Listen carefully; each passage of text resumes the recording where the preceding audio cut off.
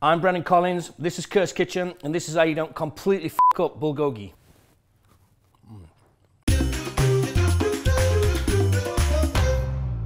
All right, let's have a look what f***ing nonsense we've got today.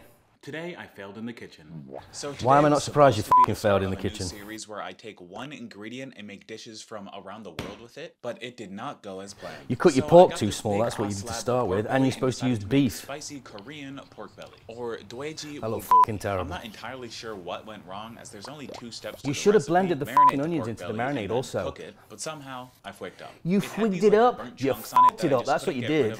That's like f***ing crispy bacon, not bulgogi. Yeah, you had no f***ing beginner's luck on that one, son. Well, he royally f***ed that up, so let's see if the other guy can do any better. Yes, this is no meat. This is a vegan bulgogi, a very vegan bulgogi dish for KBBQs, and my new Unfortunately, favorite dish for in the summer. word bulgogi, it means fire and meat. But vegan. So you f***ed up straight away.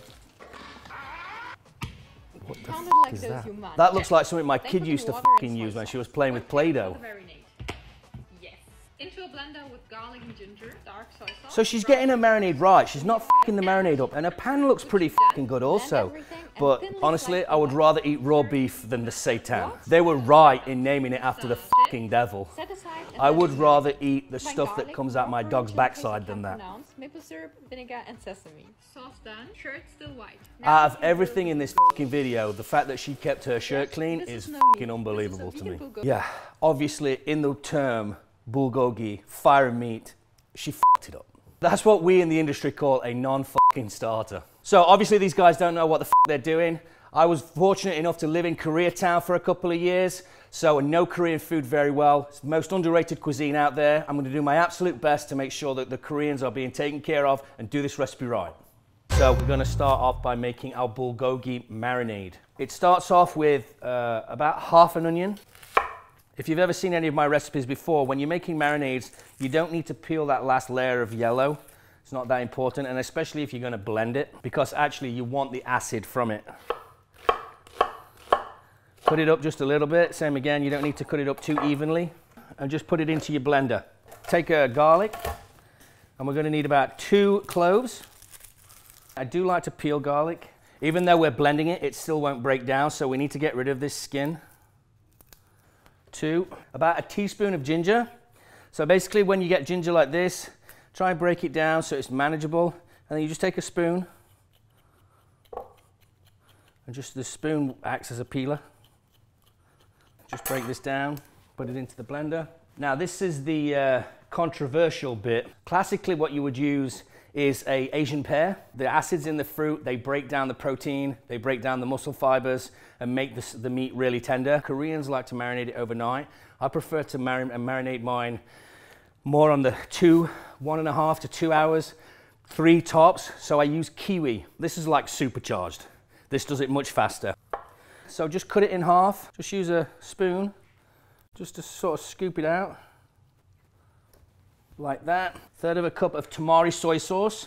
Tamari soy sauce doesn't have gluten in it. If you have a gluten allergy, then this one is good for you to use. About 2 tablespoons of rice wine vinegar. 2 tablespoons of brown sugar. This brown sugar is going to help your beef really nicely caramelize. About 2 tablespoons of sesame oil. And you can use gochuchang paste, which is a fermented chili paste, or you can use gochugaru, which is a more like a powder. Or if you have both, use a little bit of both. So a little sprinkle of that, and then the gochuchang, which is the fermented one, depending on how spicy you want it, 2 to 3 tablespoons. And that is going to be nice and spicy. It's going to really get your taste buds going, make it super addictive. You want to blend it till it's really smooth, somewhere in the region of about 30 seconds. And what you want to end up with is something that looks like that. Going to get another bowl. You can use a Ziploc bag if you choose. I'm just going to use a bowl for now. And then what I like to do is, so I get it even marinade, is do each layer. Mix it up afterwards. If you get it each layer like this, then you make sure that each piece of meat gets a nice marinade. And then just get your hands in there and just really get it in there. Because we've used the kiwi, which is like a supercharged tenderizer, we want to give it 1.5 to 2 hours. Otherwise, what will happen is it will break down the proteins and it will literally turn to mush, which is what we do not want. Just take some green onions. This is more of a garnish, really.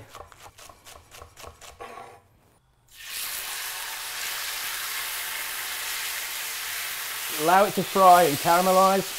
You can see the steam coming off. This is the excess liquid. You want a nice hot pan, but you don't want it so blistering hot that you instantly burn the sugars. We want caramelization, not dextrinization. Takes me the shit out. Like that.